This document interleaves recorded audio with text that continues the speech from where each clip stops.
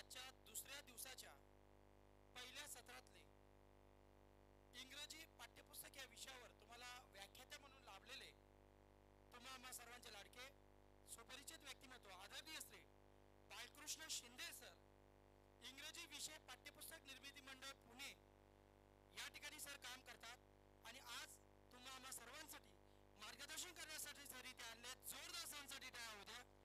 Sir, पहिल्या सत्रातलं पुढील व्याख्यानमालेचा विषय हा घेण्यासाठी मी सरांकडे सुपूर्द करतोय.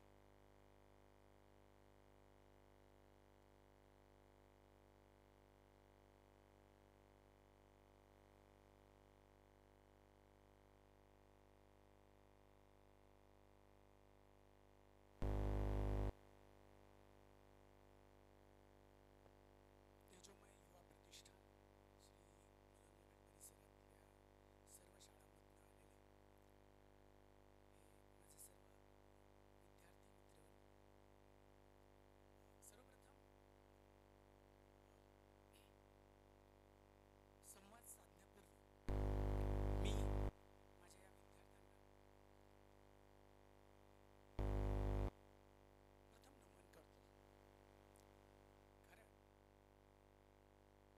तुम्ही आहात म्हणून आम्ही आहोत. We are because you are. तुमच्यामुळे आम्ही आहोत आणि आमच्या या उदात्त अशा या प्रोफेशनमध्ये माझ्या मते आमच्यासाठी तुम्ही देव आहात. आल्यानंतर ज्या पद्धतीने माझा सत्कार झाला, सन्मान झाला, ठीक आहे, गुरुभ्यो नमः असं करत ज्या पद्धतीने आमचा सत्कार झाला, गुरूंना वंदन तुम्ही केलं. पण मला नेहमी असं वाटतं आणि मी दरवर्षी माझ्या वर्गामध्ये प्रवेश करताना माझ्या सर्व विद्यार्थ्यांना असं नमन करतो. कारण जरी आम्ही तुम्हाला शिकवत असतो तरी वर्षभर शिकवता शिकवता तुमच्याकडनं आम्ही भरपूर शिकत असतो. मी तर खूपच शिकतो. असो, आपण आपल्या मुद्द्याकडे जाऊया. ओळख करून देताना अभ्यासक्रम मंडळ सदस्य वगैरे अशी माझी ओळख केलेली आहे. किंबहुना माझा मित्र समोर बसलेले भूपेंद्र सर हे देखील यानंतर आता पुढच्या सत्रामध्ये म्हणजे आमच्या नंतरच्या बॅचमध्ये या अभ्यासक्रम मंडळाचे ते सदस्य असणार आहेत. एकदा सरांसाठी जोरदार टाळ्या वाजवा.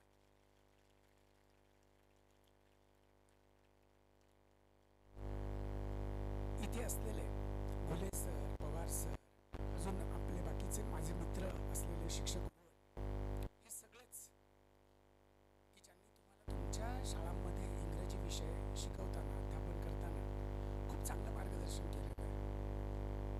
पण या तेजोमय युवा प्रतिष्ठानच्या मार्फत खास तुम्हा सगळ्या विद्यार्थ्यांना मार्गदर्शन करण्याकरिता आमच्यासारख्यांची नेमणूक का केली जाते? काय नाही, रोजचीच भाजी खाऊन खाऊन कंटाळा आलेला असतो की नाही, म्हणून एक दिवशी हॉटेलमध्ये जायचं, रेस्टॉरंटमध्ये जायचं आणि तिथे जाऊन म्हणायचं चुलीवरचं जेवण द्या. काहीच हे असंच आहे सगळं. आणि म्हणून मी वेगळं काहीही सांगणार नाही, पण तरी देखील कदाचित तुम्हाला ते वेगळं वाटलं तर मला आनंद वाटेल. आपल्या व्याख्यानाला सुरुवात करण्यापूर्वी जरा मी तुमच्यामध्ये थोडीशी एनर्जी भरू इच्छितो. तुम्ही आहे त्या ठिकाणी जरा उभे राहू शकाल सगळे प्लीज?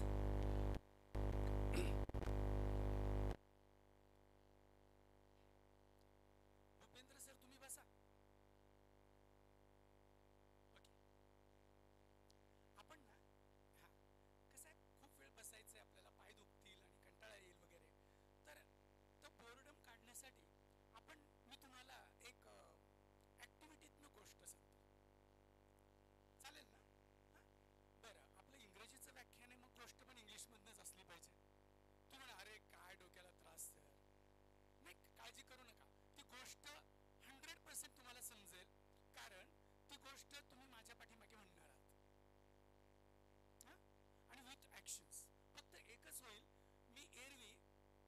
दोन्ही हात सोडून ऍक्शन करत बोलतो की नाही, माझा आता एकच हात रिकामा आहे, पण समजायचं की हा पण हात तसाच चालतोय. ओके, मग तुम्ही मात्र माझ्यासोबत अशाच पद्धतीने विथ ऍक्शन आपण ही गोष्ट ऐकूया आणि तुम्ही माझ्या मागे म्हणायचं. करूया सुरुवात. With action. Found the peanut, found the peanut, found the peanut just now. Found the peanut, found the peanut, found the peanut just now. Say.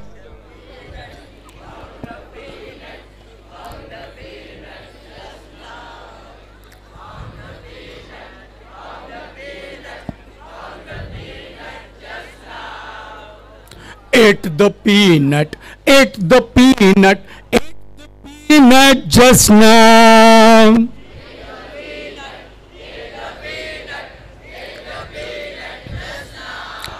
Ate the peanut, ate the peanut, ate the peanut just now.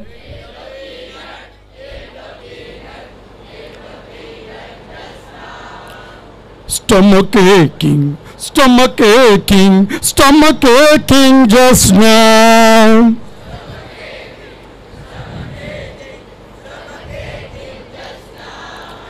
काय नाही, हलतच नाही आहेत तुम्ही. कसं? अरे action करा ना माझ्यासारखी. अरे पीनट खाल्ल्यानंतर आता पोट दुखतंय ना, पोट दुखण्याची ऍक्शन कशी असायला हवी? Stomach aching, stomach aching, stomach aching just now.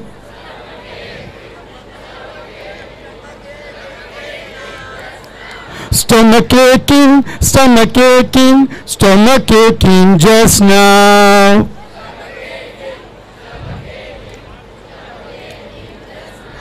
Call the doctor, call the doctor, call the doctor just now.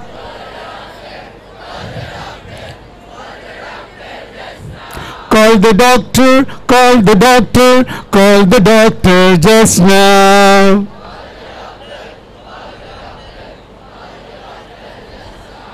Check me doctor, check me doctor, check me doctor just now.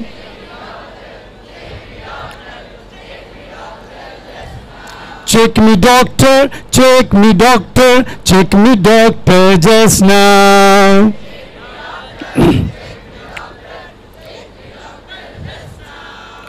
Operation, operation, operation just now.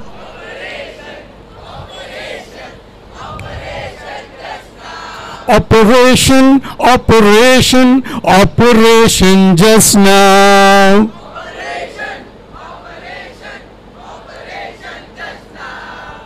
Found the peanut, found the peanut, found the peanut just now.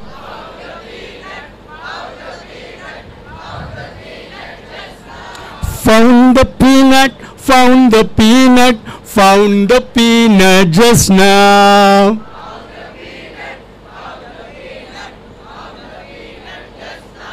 No more peanut, no more peanut, no more peanut just now.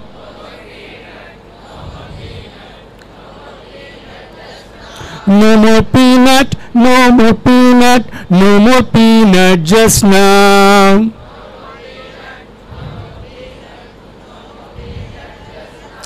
Thank you doctor, thank you doctor, thank you doctor just now.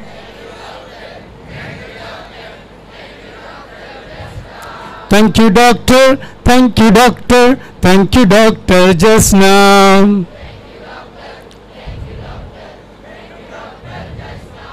Bye bye doctor, bye bye doctor, bye bye doctor just now. Bye bye doctor, bye bye doctor, bye bye doctor just now.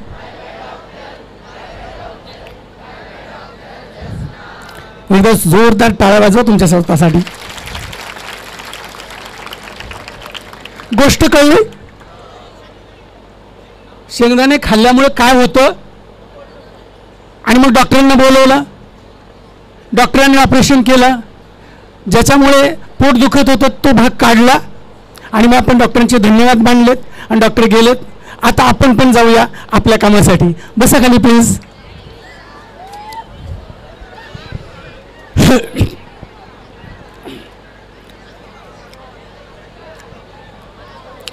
Okay, चला पुन्हा एकदा आपल्या मुद्द्यावर येऊया. हातात वह्या pen वगैरे सगळ्यांच्या आहेत. ओके मित्रांनो, लक्ष द्या.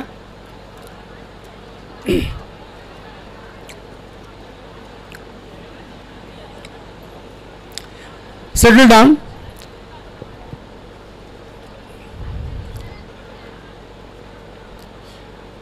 विद्यार्थी मित्रांनो, आता भले मी शहरामध्ये शिकवत असेन, पण मी सुद्धा तुमच्यासारखाच गावामध्ये शिकलेलो आहे.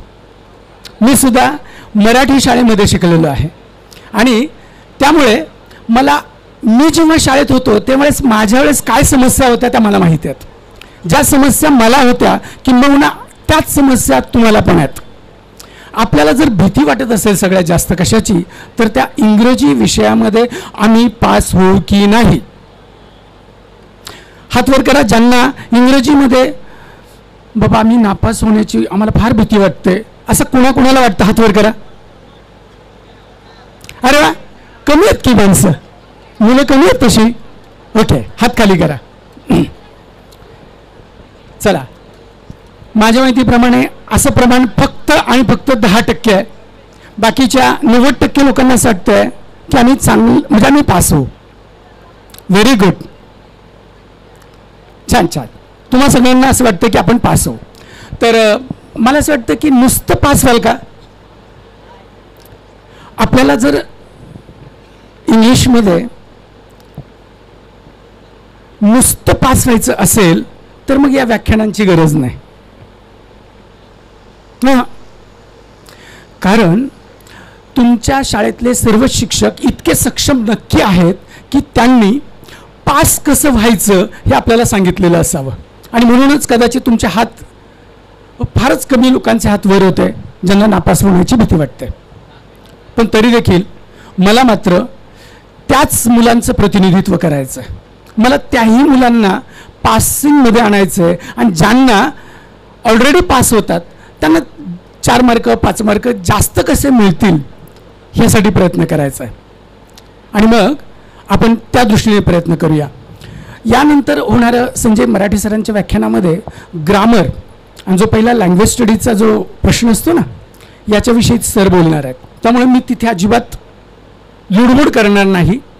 आपण प्रश्नपत्रिकेच्या स्वरूपानुसार पुढे पुढे जात जाऊया. प्रश्न क्रमांक पहिला लँग्वेज स्टडी 10 मार्कांचा, मी याविषयी बोलणार नाही. आपण सुरुवात करूया प्रश्न क्रमांक 2 त्यातला ए. प्रश्न क्रमांक 2A आणि 2B ह्याचं कॉमन बोलूया. फक्त कोणीतरी मला हात वर करून सांगू शकेल? हात वर करा की कुणाला माहिती आहे 2A मध्ये काय आणि 2B मध्ये काय विचारतात. प्लीज. बरोबर, व्हेरी गुड. 2A मध्ये आणि 2B मध्ये 10 मार्कांचे सेम पॅसेजेस विचारले जातात. म्हणजे तुमच्या पुस्तकामध्ये असलेल्या पॅसेजमधनं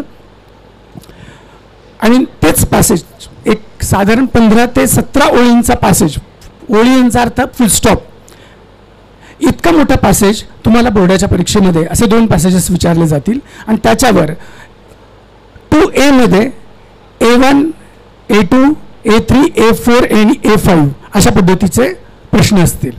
पैकी A1 आणि A2 ह्या प्रश्नांच्या विषयी आपण बोलूया.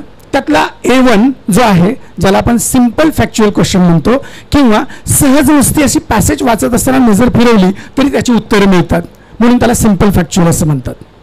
बरोबर. या सिंपल फॅक्च्युअलमध्ये साधारणपणे true or false, complete the sentences, find the word from the passage, विशिष्ट वर्ड किंवा ज्याला आपण कॅरेक्टर्स म्हणूया, अशा पद्धतीचे सोपे सोपे प्रश्न तिथे असा. इवन क्वेश्चन 2B मध्ये सुद्धा किंवा A2 मध्ये आणि B2 मध्ये सुद्धा साधारण तसलेच प्रश्न असतात, अगदी सोपे प्रश्न.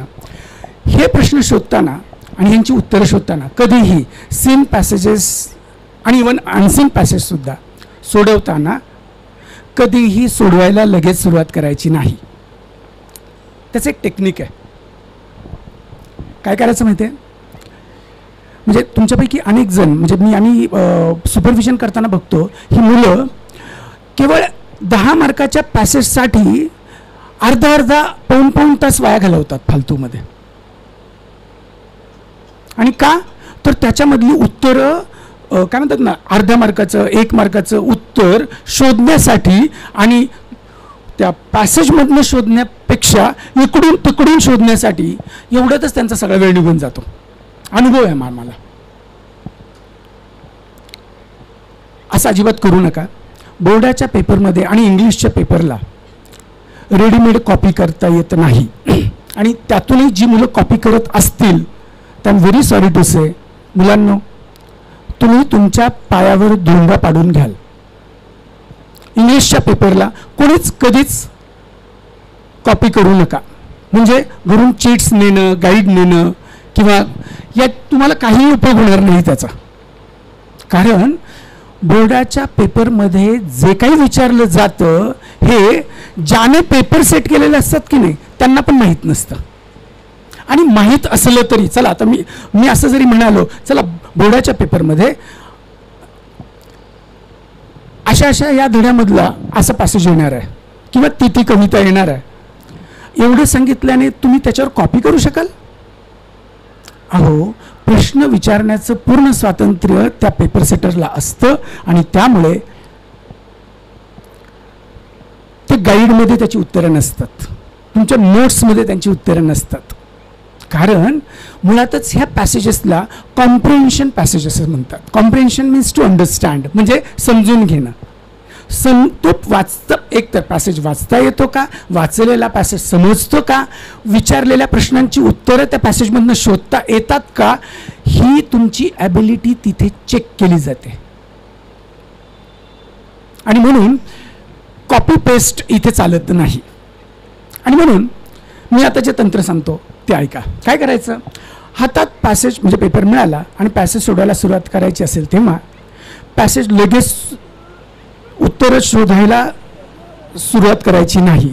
तर काय करायचं बघा, A1, A2 आणि A5 सेम पॅसेज फर्स्ट, ह्याच्यामधले ह्या प्रश्न फक्त वाचायचे. काय करायचं, A1, A2 आणि A5 याच्यावरनं प्रश्न वाचायचे आणि ते प्रश्न वाचले समजून घेण्याचा प्रयत्न करायचा. मुलांनो, हे प्रश्न वाचत असताना हातात पेन्सिल ठेवायची. कधीच घिसाडघाईने उत्तरं लिहायला सुरुवात नाही करायची. हातात पेन्सिल ठेवा. प्रश्न वाचले की त्यानंतर, हे 3 प्रश्न वाचले की त्यानंतर आता तो पॅसेज वाचायला सुरुवात करा. आणि वाचत असताना तुमच्या लक्षात येईल, पहिल्यांदा तर तुम्ही ते 3 प्रश्न वाचले तेव्हाच पॅसेजमध्ये नेमकं काय विचारलेलं आहे, किंबहुना या पॅसेज कोणत्या विषयावरचा आहे, कोणत्या घटकावरचा आहे, ह्याच्या रफ आयडिया ह्या 3 प्रश्नावरनं येते. A1, A2 आणि A5 आलं लक्षात. आणि मग आता मात्र पुन्हा एकदा तुमचे ते 3 प्रश्न वाचले की पॅसेज वाचायला सुरुवात करा. आणि पॅसेज वाचत असताना हातात पेन्सिल आहे, तुमचं तुम्हालाच कळेल, अरे कुठेतरी आपण त्या प्रश्नामध्ये, या पॅसेजमधलं, त्या प्रश्नातलंच वाक्य पॅसेजमध्ये आलेलं दिसतं कुठेतरी. आणि ताबडतोब जर असं वाटलं तर लगेच तिथे खून करून घ्या. उत्तर लिहू नका, लगेच उत्तरं कोणीच लिहायची नाहीत. ह्या 3ही प्रश्नांची उत्तरं, फक्त या 3च प्रश्नांची उत्तरं शोधण्यासाठी पॅसेज वाचायचं आहे सर्वप्रथम. आणि उत्तरं शोधायची. जसं मी आता म्हणालो की कंप्लीट द सेंटेन्स असेल तर लक्षात घ्या, जे सेंटेन्स अपूर्ण आहे तिथे तुम्हाला त्या वाचत असताना जर उत्तर सापडलं, जे अंडरलाईन केलेलं उत्तर तुम्ही पेन्सिलने अंडरलाईन करून ठेवाल पॅसेजमध्ये, आणि तेच वाक्य तुमच्या उत्तरामध्ये तुम्ही लिहाल, किंवा ते इनकम्प्लीट आहे, अपूर्ण आहे, हां, ते कम्प्लीट कराल, तिथे तुम्ही ते लिहाल. आणि लिहिताना मात्र जो भाग कम्प्लीट केलेला दिसतोय, केलेला आहे, त्याला अंडरलाईन पेन्सिलनेच करायला विसरू नका. जमेल? A1, A2 आणि A5चं उत्तर पॅसेजमध्ये नाही, उत्तर नाही. आणि मला माहिती आहे आपल्यापैकी अनेक जण A5चं उत्तर लिहित नाहीत. मी पण गावच्या शाळेत शिकलो असल्या कारणानं आमच्या शिक्षकांनी आम्हाला त्या ग्रामरचा आमच्यावर एवढा मारा केलेला असायचा तेव्हा, की मग ना आपल्याकडे पण कमी अधिक प्रमाणात असं होतं. त्यामुळे आपली ओढ सरांनी मॅडमनी शिकवलेलं grammar, direct, indirect, active, passive, change the voice, change the degree, not only but also, as well as soon as, सारखे अरे सरांनी मॅडमनी शिकवलेले प्रश्न आले बरं का, ह्याच्यावरच फक्त नजर ठेवतात तुम्ही लोक. ते करायचंच आहे, वादच नाही. पण तुम्हाला जर बोर्डाच्या पेपरमध्ये पास व्हायचं असेल, आधी जे मी 10% म्हणालो त्यांच्यासाठी, आणि ज्यांचे मार्क्स अगदीच काठावर आहेत, यांना चांगले मार्क्स मिळवायचे असतील, तर ह्या मुलांनी A5 सोडवलाच पाहिजे. सोडून नाही द्यायचा, सोडवायचा. A5 सेम पॅसेजमध्ये, आणि सेम पॅसेज 1 मध्ये, आणि सेम पॅसेज दुसऱ्यामध्ये पण B5 आहे बघा, तो पण सोडवायचाच. आता प्रश्न तिथंच येतो की सर तुम्ही म्हणता सोडवायचा, आम्ही का सोडून देतो माहिती आहे का? त्या प्रश्नाचा अर्थच कळत नाही आम्हाला. खरं आहे की नाही? बऱ्याचदा असं होतं, त्या प्रश्नाचा अर्थ नाही कळत, आणि मग काय लिहायचं तिथे, जाऊ दे. माझं प्रामाणिक मत आहे, बोर्डाच्या पेपरमध्ये 2 सीन पॅसेजेसपैकी एका सीन पॅसेजच्या A5 किंवा B5 मध्ये एक प्रश्न तुमच्यासाठी येस नो टाईपचा प्रश्न टाकलेला असतो. माहिती आहे येस नो टाईपचा प्रश्न? ज्या प्रश्नाची सुरुवात सहाय्यकारी क्रियापदाने होते.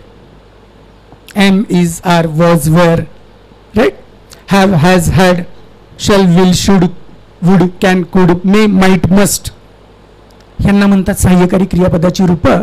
आणि याच्यापैकी एखाद्या सहाय्यकारी क्रियापदाने त्या प्रश्नाची सुरुवात होते, आणि यांची उत्तरं फक्त येस किंवा नो एवढीच असतात.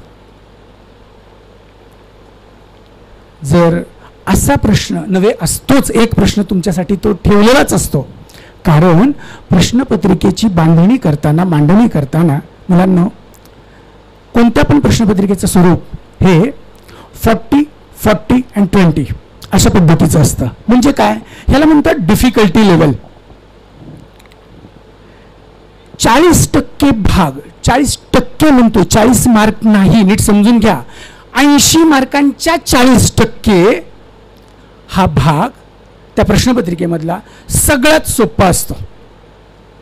जनरली कोणत्या पण सामान्यातल्या सामान्य विद्यार्थ्याला त्याची उत्तरं देता येऊ शकतील अशा पद्धतीने 40% भाग प्रश्नपत्रिकेत असतो. त्यानंतर पुढचं 40% हा थोडासा कठीण, आणि नंतरचं शेवटचं 20% जो असतो ना, तो असतो चॅलेंजिंग वन. ज्या मुलांना 90पेक्षा जास्त मार्क्स मिळवायचे आहेत ना, अशा मुलांच्यासाठी चॅलेंजिंग भाग तो असतो. कारण हे मी इतक्या छातीटोकपणे का सांगू शकतो तुम्हाला मुलांना, ज्यावेळेस आम्ही पुस्तकं तयार केली, आणि पुस्तकं तयार केल्यानंतर अभ्यासक्रम मंडळाच्या सदस्यांनाच एक काम दिलं गेलं होतं, आणि नेहमीच दिलं जातं, आणि ते असं असतं की पेपर सेटर्स आणि मॉडरेटर्स आणि चीफ मॉडरेटर्स ह्या मंडळींना हे BOS मेंबर पेपर कसा सेट करावा याचं एकदाच मार्गदर्शन करतात. अभ्यासक्रम सुरुवातीला जेव्हा तयार होतो, आणि पहिल्याच वर्षी ज्यावेळेस पेपर काढायचा असतो, त्यावेळेस अख्ख्या महाराष्ट्रातल्या सर्व पेपर सेटर्सना, मॉडरेटर्सना आणि चीफ मॉडरेटर्सना, त्यांना हे लोक मार्गदर्शन करतात आणि त्याच्यामध्ये हा फॉर्मॅट ठरलेला आहे 40, 40 and 20. मग मी आता असं म्हणालो बघा की जसं A5 किंवा B5 मध्ये येस नो टाईपचा एक प्रश्न नक्की असणार, त्याचं उत्तर नुसता एस शब्द लिहिला किंवा नो शब्द लिहिला, त्याचं उत्तर काही असू दे, 1 मार्क, 2 पैकी 1 मार्क प्रत्येकाला मिळतो. मग ते उत्तर टाळून कसं चालेल बरं? नाही ना. आता पुढे चला, ह्याच A5 आणि B5 मध्ये पुढचा प्रश्नच नाही कळला आपल्याला. मी एक उदाहरणादाखल प्रश्न सांगतो की have you ever visited any historical place? Question mark. Name it and describe it. हात वर करू शकाल? माझा प्रश्न काय होता, कोण सांगू शकेल? प्रश्न रिपीट करतो. Have you ever visited any historical place? Question mark. Name it and describe it. हा सांग बेटा.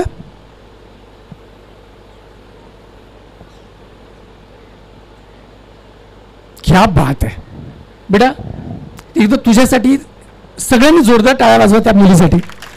किती सुंदर. नाईस.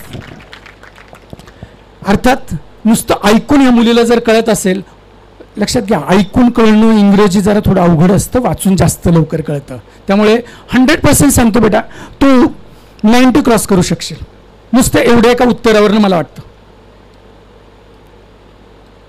एका उत्तरावरनं वाटतं मला तर अजून तुमचे पेपर नाही बघितलेले, माहीत नाही मला तुम्ही कसे पेपर लिहिता किंवा काय, पण प्रश्नाचा अर्थ ज्यांना कळतो ना त्याला उत्तरं छान लिहिता येतात. बाकीच्या विद्यार्थ्यांच्या बाबतीत असं होतं की प्रश्नाचा अर्थच नाही लागत. आता ती जी म्हणाली ना की नंतर मी असं म्हणालो name it and describe it, पहिल्या प्रश्नाचं उत्तर येस नो दिलं तुम्हाला मार्क मिळून गेलेला आहे बरोबर, पण तो नंतरचा अजून 1 मार्काचा प्रश्न आहेच ना, त्याचं काय करायचं? त्याला सोडायचं नाही. आणि या ठिकाणी खरं म्हणजे आता ते रेकॉर्ड होतंय, मला ते बोलणं उचित नाही वाटत, पण आता मला बोलायचंच आहे. तुझ्यासारख्या विद्यार्थिनीला जर उत्तर येत असेल, नवे येतच, because you know that place, you can describe that place very well, but what about the rest of the students? They are not able to understand first. म्हणजे त्यांना ते समजतच नाही. मग त्यांनी काय प्रश्न सोडून द्यायचा? मग काय करायचं? तर असं करायचं. Name it and describe it.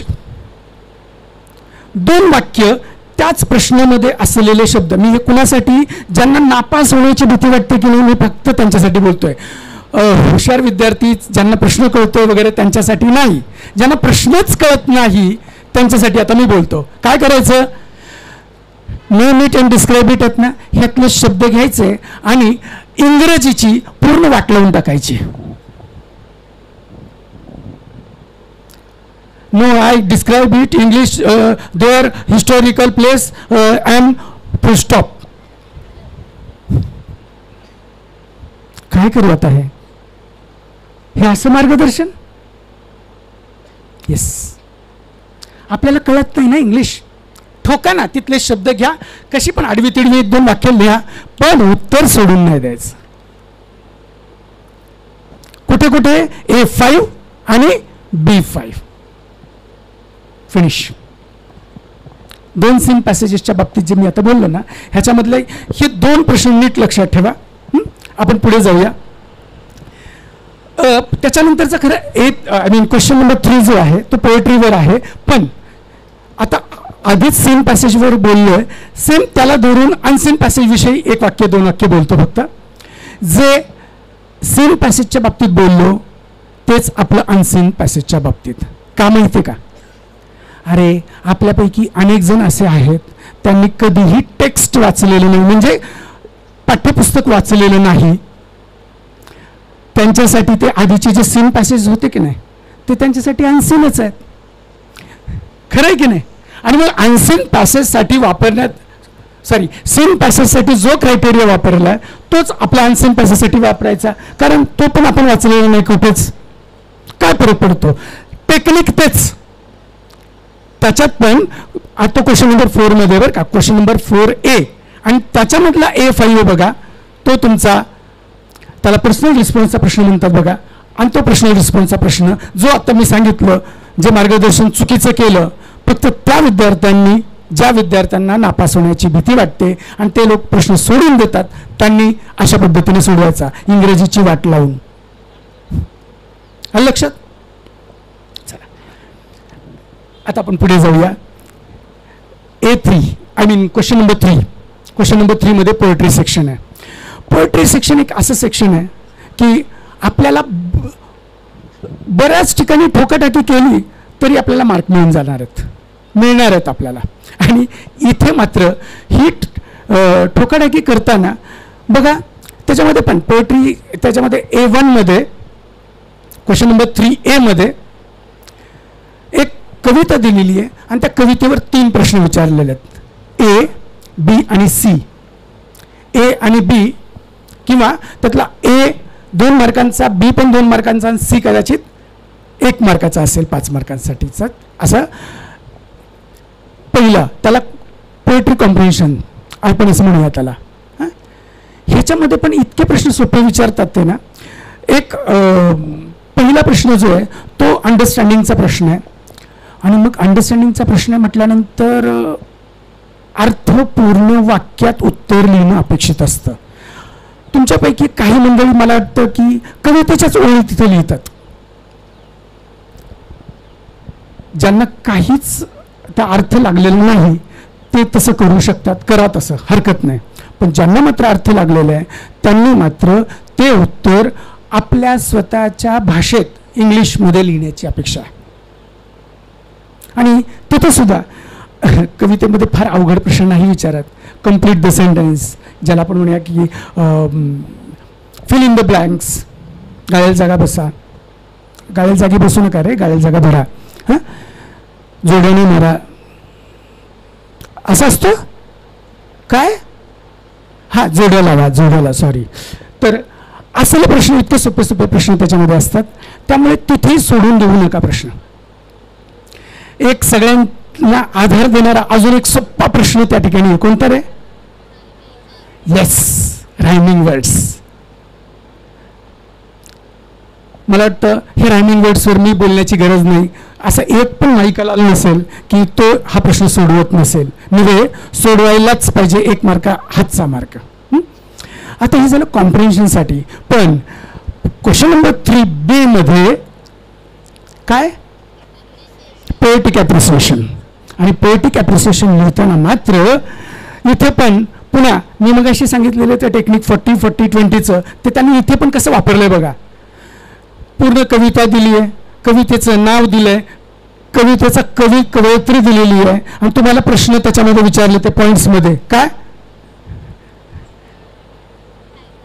Title of the poem, name of the poet, झाला 1 मार्क तिथेच.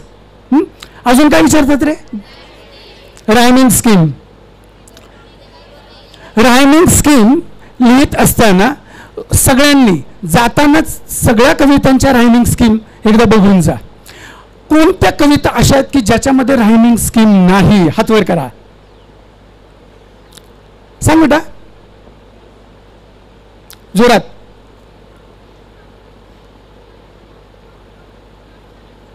क्या बात है. Basket full of moonlight and to start. ह्या 2 कविता मला जर जोरात तू त्या कवितेचं नाव सांगशील? You start dying slowly. क्या बात आहे. ह्या 2 कविता आहेत ज्यांना रायमिंग स्कीम नाहीये. काय म्हणतात तरी त्या जर नसेल रायमिंग, येस, तिथे काय लिहिणार? फ्री वर्स. बस इतकंच करायचं. त्याच्यानंतर अजून पुढचा पॉइंट असतो तो काय, फिगर ऑफ स्पीच. विचारलेल्या कवितेच्या ओळीमधले figure of speech, simile, metaphor, अजून ॲलिटरेशन, पर्सॉनिफिकेशन, रिपिटेशन, बरोबर ना? एक काम करायचं, ज्या मुलांना जास्त मार्क्स ऑलरेडी मिळतात ह्या मुलांनी एकापेक्षा जास्त फिगर ऑफ स्पीचेस लिहायचे तिथे, आणि ज्यांना ते लिहिता येत नाही त्यांनी 2 फिगर ऑफ स्पीचची स्पेलिंग्स पाठ करून ठेवायचे आणि ते ठोकून द्यायचं. कोणतं माहिती आहे? एक आहे ॲलिटरेशन आणि रेपिटेशन. बस. तो म्हणाल सर तो फ्री वर्स असेल आणि मग नसेल त्याच्यामध्ये रेपिटेशन किंवा ॲलिटरेशन, तर तुमच्या माहितीसाठी सांगतो, आपल्या असलेल्या सगळ्या कवितांच्या मध्ये ह्याच्यापैकी म्हणजे ॲलिटरेशन आणि रिपिटेशन प्रत्येक कवितेमध्ये आहे. आपल्याला ते स्पष्ट करून सांगायची गरज नाही, पण स्पेलिंग मात्र चुकता कामा नये त्या ठिकाणी. पुढे आहे सेंट्रल आयडिया आणि थीम. मुलांना हा प्रश्न आपण नेहमी वगळतो, अजिबात ते वगळू नका. मगाशी मी बोलल्याप्रमाणे आता तुमच्या समोर अख्खी कविता आहे, फक्त कवितेच्या ओळी नाही लिहायच्या, कवितातल्या ओळींमधले शब्द उचलायचे आणि तुमच्या पद्धतीने, अर्थात त्यांच्यासाठी. कोण ते? भीतीवाले.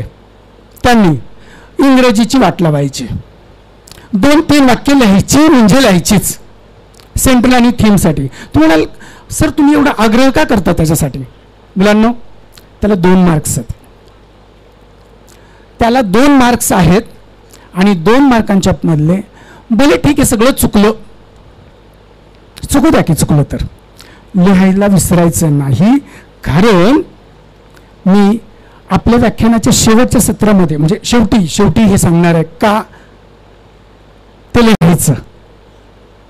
मुलाचे A5 B5 सांगितले ना ते. पुन्हा आताचा हा प्रश्न, हे का लिहायचे ह्याची कारणं मी तुम्हाला पुढे सांगणार आहे, आता लगेच नाही. चला, आणि पोएट्री सेक्शन इथं थांबतं. म्हणजे क्वेश्चन नंबर 3 म्हणजे आपले झालेत क्वेश्चन नंबर 2, क्वेश्चन नंबर 3 आणि क्वेश्चन नंबर 4. पण 4 अजून संपला नाही. क्वेश्चन नंबर 4 मधला बी काय आहे? नाही नाही नाही नाही नाही नाही कुणाला माहिती आहे? क्वेश्चन नंबर 4 बी काय आहे? Summary writing. बोललात तुम्ही? अरे कानाला सर्दी झाली आहे माझ्या, ऐकायला नाहीत. Summary writing. बस आता नीट लक्ष द्या.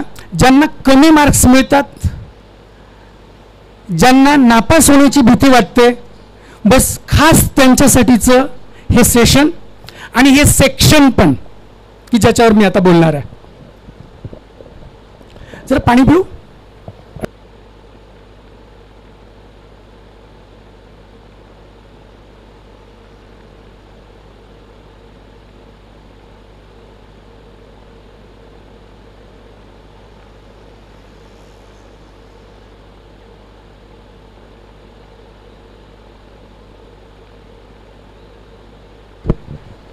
Question number 4B, summarization, summary writing.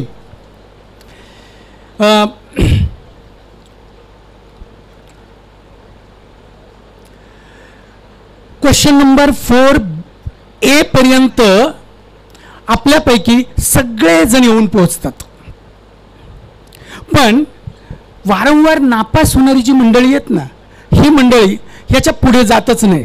कारण त्यांच्यासाठी हे फॉरेन लँड आहे. या फॉरेन लँडवर ते स्वतः लँड नाही करत, म्हणजे त्यांचं विमान तिकडे जातं, पोहोचतच नाही, उतरतच नाही, ते उतरवतच नाही.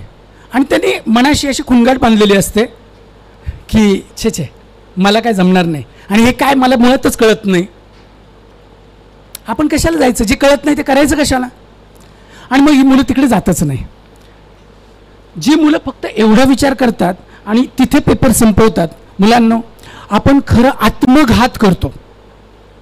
इंग्लिश विषयाची आत्महत्या म्हणेन मी त्याला. जर तुम्ही क्वेश्चन नंबर 4B पासून पुढे लिहित नसाल तर आता मगाशी मी असं म्हणालो की उत्तीर्ण व्हायचं असेल आणि उत्तीर्ण होण्यावर शिक्कामोर्तब करायचं असेल तर 4B पासून कसं लिहायचं आणि काय लिहायचं, चला आपण स्टार्ट करूया. 4B summarization. समरी रायटिंग करताना सगळ्यात कमी वाक्यांमध्ये जास्त मार्क्स मिळण्याची संधी हा प्रश्न आपल्याला देतो.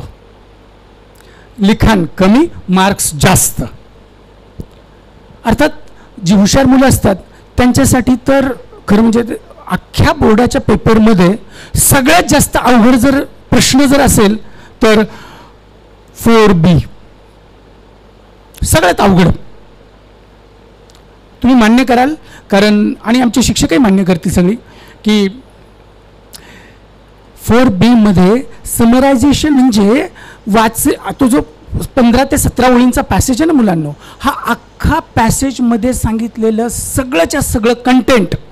मी कंटेंट म्हणजे काय, कंटेंटचं थीम तुमच्या केवळ 3 ओळीमध्ये आलं पाहिजे. अगदीच डोक्यावरून पाणी 4 ओळीमध्ये. 4 ओळी म्हणजे 4 फुल स्टॉप्स. आणि जेव्हा मी असं म्हणतो ना 4 फुल स्टॉप्स, तर एक full stop that is 1 sentence. आणि sentence comprises of subject, verb आणि ऑब्जेक्ट. कर्ता, क्रियापद, कर्म इतक्या गोष्टी त्या वाक्यामध्ये असल्या की ते वाक्य होतं. आणि त्याच्यानंतर आपण जेव्हा फुल स्टॉप देतो म्हणून त्याला एक ओळ मी असं सारखं म्हणतो बघा, तर किमान अशा 4 ओळी आपल्याला तिथे लिहिता आल्या पाहिजेत. हुशार मुलांच्या पुढे फार मोठं आव्हान, चॅलेंज आहे त्या ठिकाणी. कारण तुमच्या इंग्लिशचा स्टँडर्ड जितका उच्च, जितका हाय, तुम्ही किती छान इंग्लिश वाचू शकता, वाचलेलं समजून घेऊ शकता, समजून घेतलेल्या इंग्लिशला आपल्या भाषेत उतरवू शकता, आणि ते पण ग्रॅमॅटिकली करेक्ट, आणि ते पण एकदम शॉर्ट करून. हे माझ्यासारख्या शिक्षकाला पण जमत नाही. आम्ही जर आता बोर्डाचा पेपर दिला ना मुलांना, मला माहीत नाही बाकी कुणाचं, मी स्वतःचं सांगतो, मी जर बोर्डाचा पेपर लिहिला आणि जर 4B मी संपूर्ण अटेम्प्ट केला माझं इंग्लिश किंवा माझं नॉलेज सगळं वापरून, आणि बोर्डाच्या पेपरमध्ये म्हणजे त्या मॉडरेटरकडे, एक्झामिनरकडे पेपर जर माझा गेला ना मुलांना, तर मला 5 मार्क मिळणार नाहीत. आय एम नॉट शुअर, मला नाही गॅरंटी त्याचे, नाही मिळणार. किंबहुना कुणालाच मिळणार नाही ते.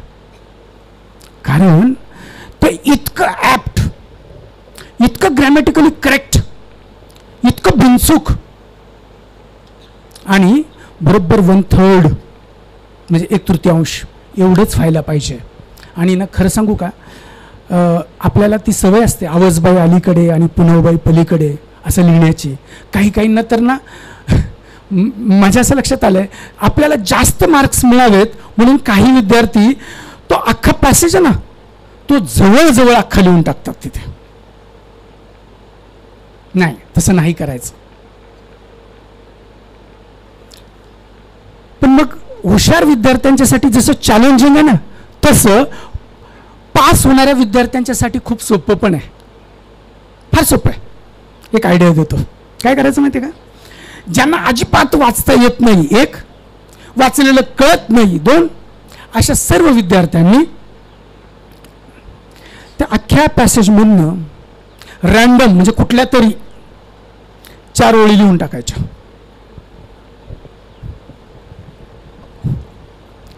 केवढं चुकीचं सांगतो बघा. हां, पर्याय नाही मला, त्याशिवाय पर्याय नाही. 4 ओळी रँडम कुठल्या तरी लिहून टाकायच्या बस. एखाद्याला वाटत असेल नाही मला अजून जरा बेटर लिहायचं आहे, तर त्यांच्यासाठी एक आयडिया सांगतो. काय करायचं माहिती आहे का, A1,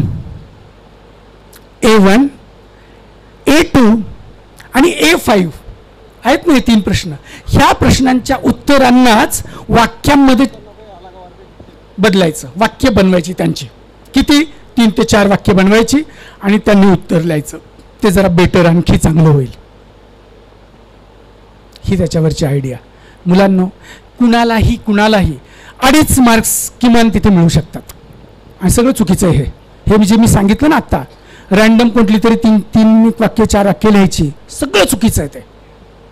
किंबहुना मी असं पण म्हणालो, A1 A2 आणि A5 ह्या उत्तरांची 3 किंवा 4 अर्थपूर्ण वाक्य बनवण्याचा प्रयत्न करा. बरोबर लिहा असं मी म्हणालेलो नाही.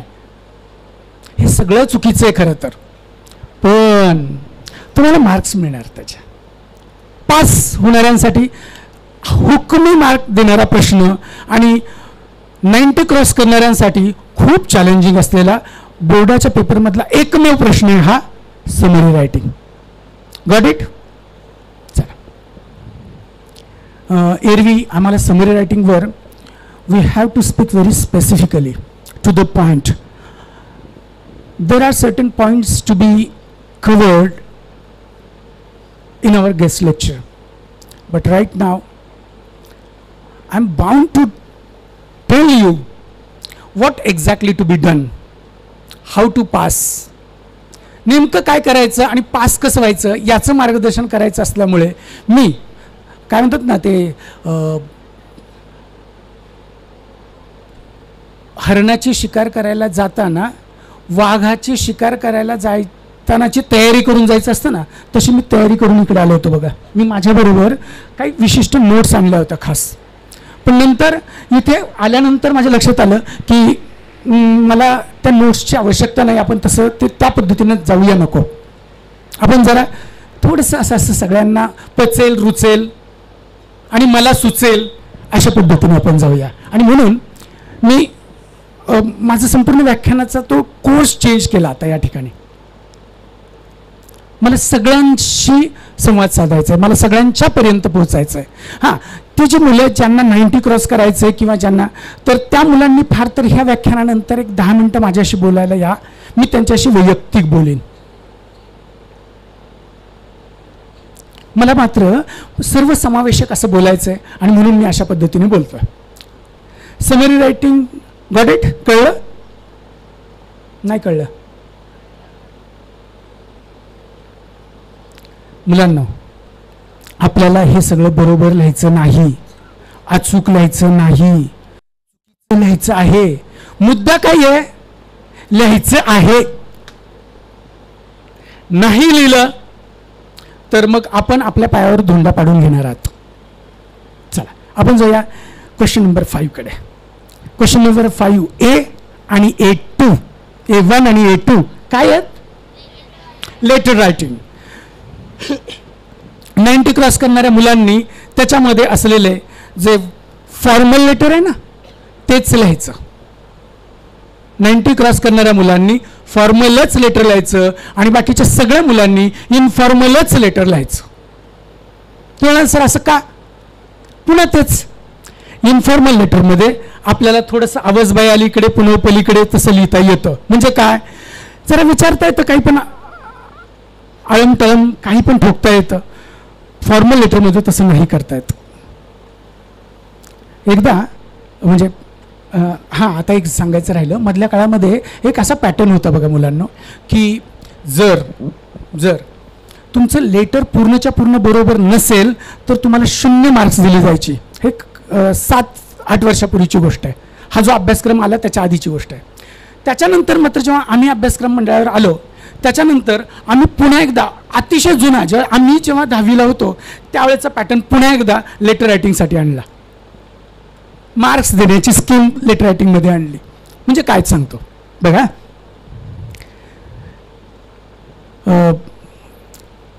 सेंडर्स ॲड्रेस म्हणजे पाठवणाऱ्याचा पत्ता, कुणाला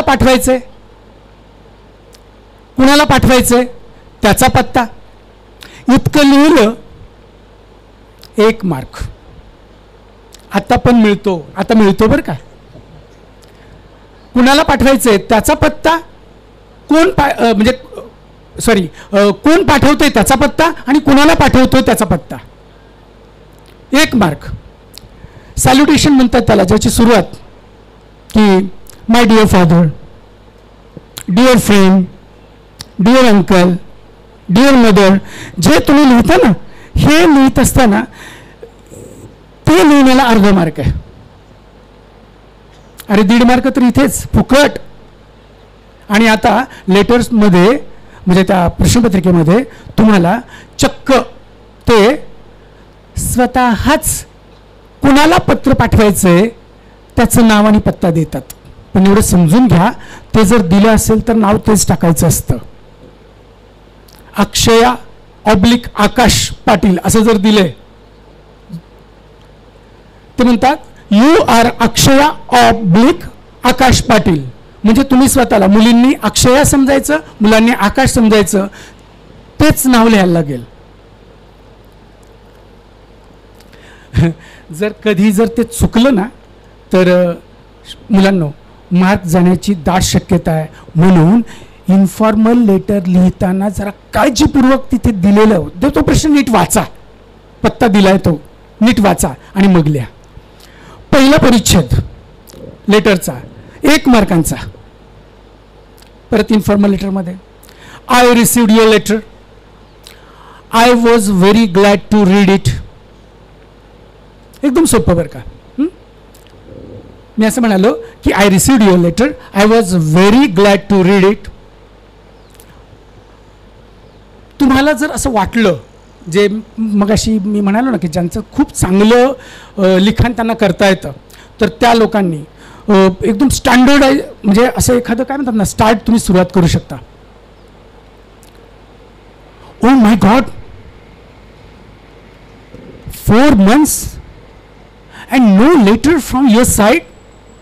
3 letters have gone out to you from this end, but no letter could evoke the proper response from you. Is there anything wrong? I am very much worried about you. अशी काहीतरी start असे विद्यार्थी करू शकतात. पण ज्यांना असं काही लिहिता नसेल येत, त्यांनी मात्र मी जसं म्हणालो I received your letter, I was very glad to read it. आता मी त्याला ऑब्लिक सांगतो. तो ग्लॅड शब्द आहे ना, त्या ग्लॅडच्या शेजारी सॅड एक शब्द लिहून ठेवायचा. अर्थात जरा थोडंसं तारतम्य बाळगायचं. ग्लॅड आणि सॅड याचा अर्थ काय बघायचा. ग्लॅड म्हणजे आनंद वाटला, सॅड म्हणजे दुःख झालं. हां, असंच एकदा मार्गदर्शन करत होतो आणि मार्गदर्शन करता करता मुलांना आम्ही सुरुवात कशी करायची लेटरची लिहून दिली होती. मुलांनी लिहून घेतलं, I received your letter, I was very glad to read it. परत एंड पण ती पाठ करून घेतलं होतं. Please convey my best regards to youngsters and elders. Sweet kisses to baby Guddu. Love to all. Your XYZ. पाठ केलं बरं का. पोरांना सांगितलं 100% परीक्षेला येईल हे. आणि कोणतं पण लेटर येऊ दे, तुम्ही असंच लिहायचं. लेटरचा फॉर्मॅट हाच. आणि एकदा असं लेटर आलं परीक्षेत बरं का. विषय असा होता, your friend's father has just expired and write a letter of condolence to your friend. बेटा तुला कळलं का ग मी काय म्हणालो? प्रश्न कळला? कुणाला कळला हातवर करा. मी म्हणालो पुन्हा एकदा, your friend's father has just expired and write a letter of condolence to him or her. काय अर्थ होतो?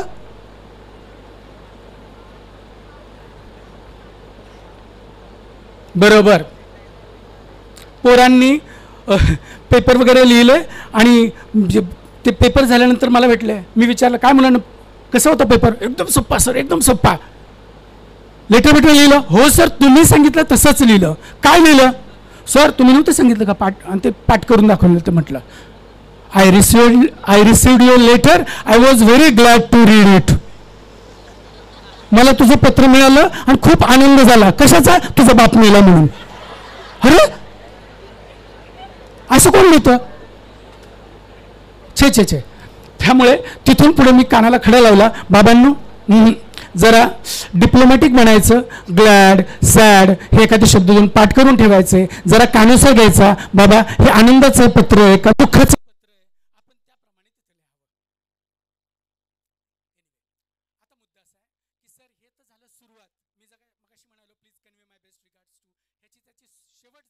पण मध्ये काय पुन्हा एकदा इंग्लिशची वाट लावायची. त्या मुलांनी पुन्हा एकदा इंग्लिशची वाट लावायची.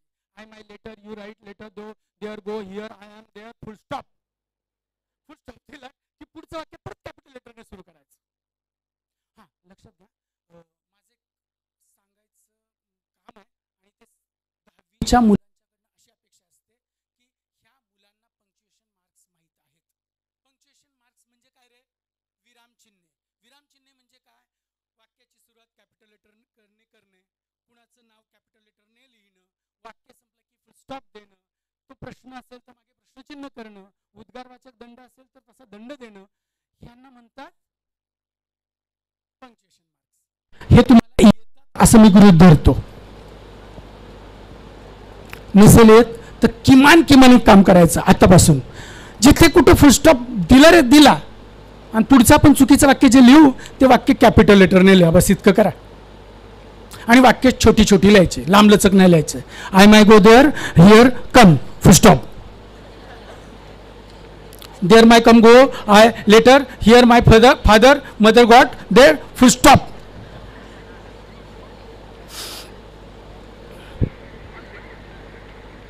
कुठे फेडीन मी पाप सगळी? हा काय करायचं? दुर्दैवाने आम्हाला असं बोलावं लागतं. त्याचं कारण आहे जे मी तुम्हाला सांगितलं की मी शेवटच्या भागात सांगणार आहे तुम्हाला.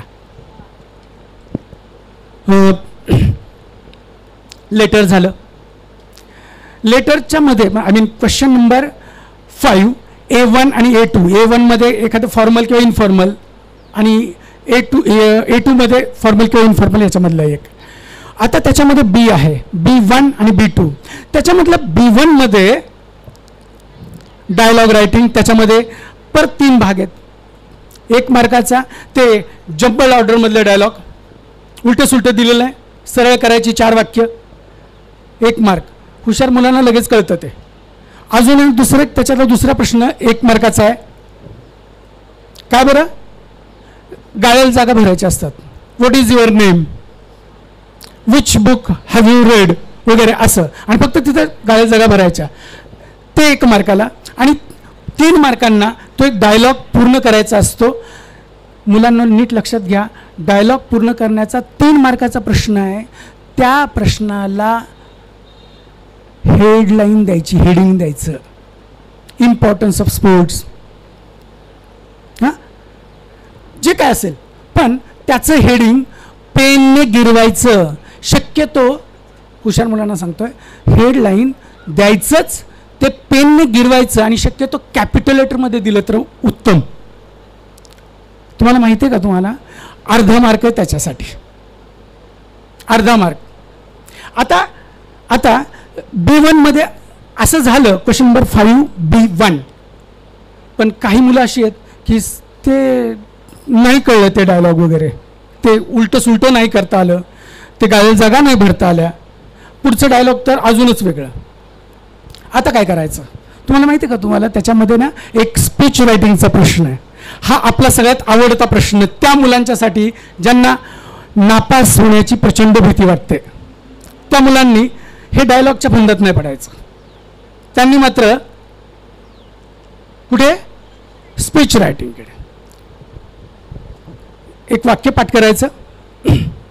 Honourable guest, respected teachers and my friends, असं एक वाक्य पाठ करायचं आणि खाली पुन्हा एकदा इंग्लिशची वाट लावायची 3 परिच्छेदांमध्ये. त्यांनी दिलेले जे पॉईंट्स आहेत तेच पॉईंट्स घ्यायचे, उलटी सुलटी आडवी तिडवी इंग्लिशमध्ये वाक्य लिहायची. स्पीच रायटिंगमधलं चालला बरं का विषय आपला. आणि जेव्हा तुम्ही 3 परिच्छेद आणि म्हणजे 1 पानभर, मित्रा हॅलो एक्सक्यूज मी, येतो जरा प्लीज, येतो जरा कर ना मार्गदर्शन बेटा प्लीज.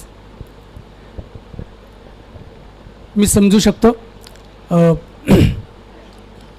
तुझ्या ठिकाणी मी पण असतो तर मला पण जरा थोडा त्रासच झाला असता, पण काय करायचं, नियम पाळावे लागतात ना रे बेटा. आपल्या एकट्यामुळे बाकीच्यांचं नुकसान होऊ नये ह्याची फक्त काळजी घ्या. काय सांगत हो तुम्ही? स्पीच रायटिंग, त्या मुलांनी स्पीच रायटिंग करायचं. जनरली असं करत नाहीत.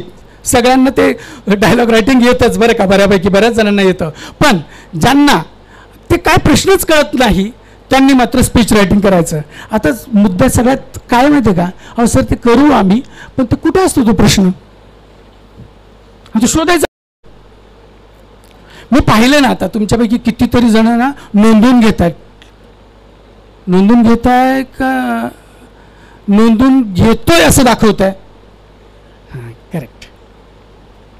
मला अजून एक पण माईकाला आला नाही भेटला की सर जरा प्लीज रिपीट द सेंटेन्स. म्हणजे सर मला जरा परत सांगा ना सर प्लीज. मुलांनो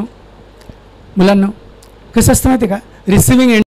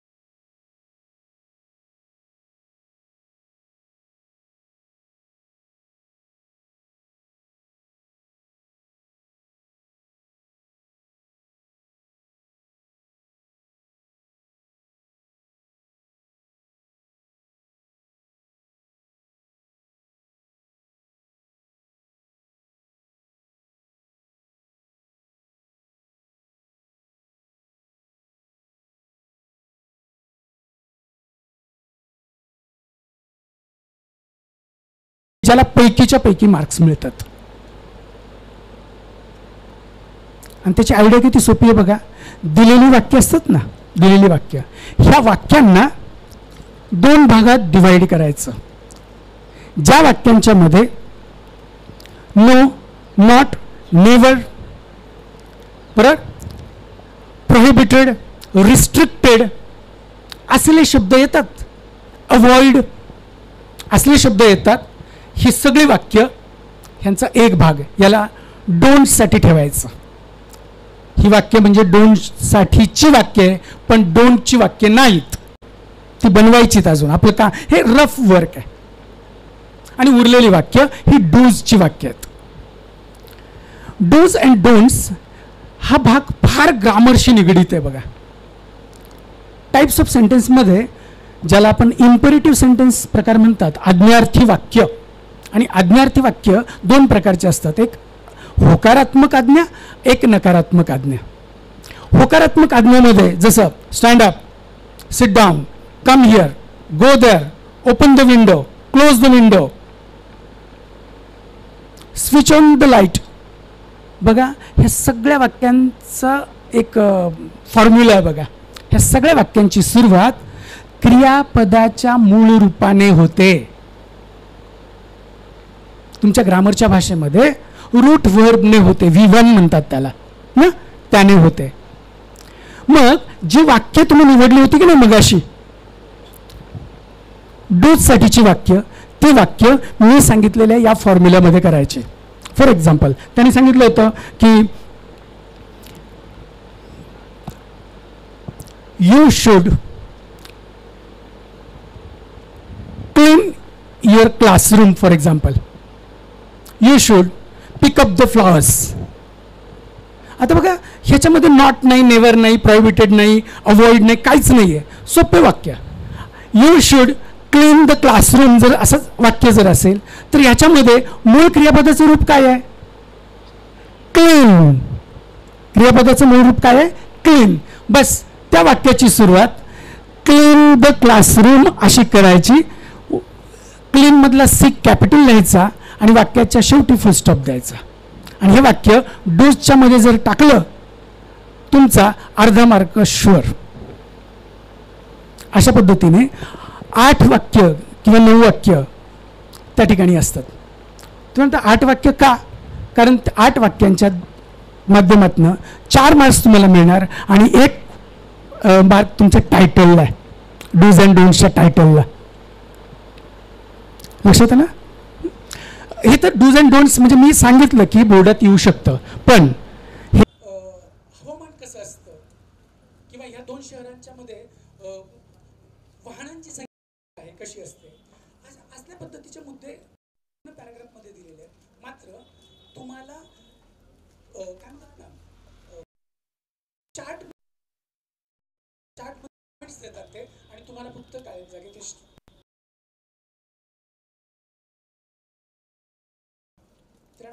ते पॉइंट्स भरताना पॉइंट्सच घ्यायची नाहीत. That is called simplification. Simplification of information.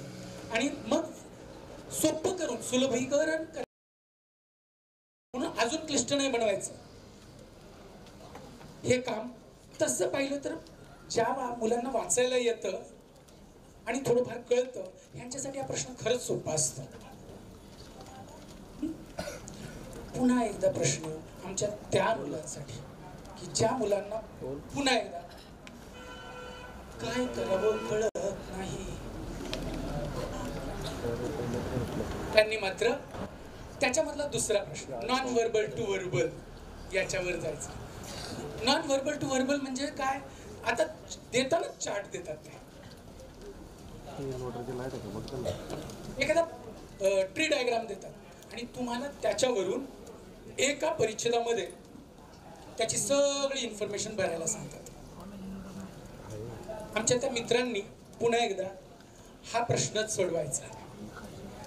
काय तुम्हाला माहिती आहे काही आमच्या मुलांना नेहमी खूप 70, 60, 80च्या वर मार्क्स मिळणारी मुलं असतील ना, ते तर मनातून मला अशा शिव्या देत असतील ना, किती चुकीचं सांगतो हा माणूस. नेमक्या अवघड गोष्टी त्या पोरांना करायला सांगतात. तुमच्यासाठी अवघड असलेल्या गोष्टी त्यांच्यासाठी अत्यंत सोप्या आहेत आणि मार्क मिळवून देणाऱ्या आहेत. त्याचं कारण माहितीये? पुन्हा एकदा इंग्लिशची वाट लावायची. हा, त्यांनी दिलेला जो डायग्राम आहे ना, त्या डायग्राम मधलं पॉइंट्स घेऊन पूर्ण वाक्य बनवून एक परिच्छेद लिहायला ते सांगतात.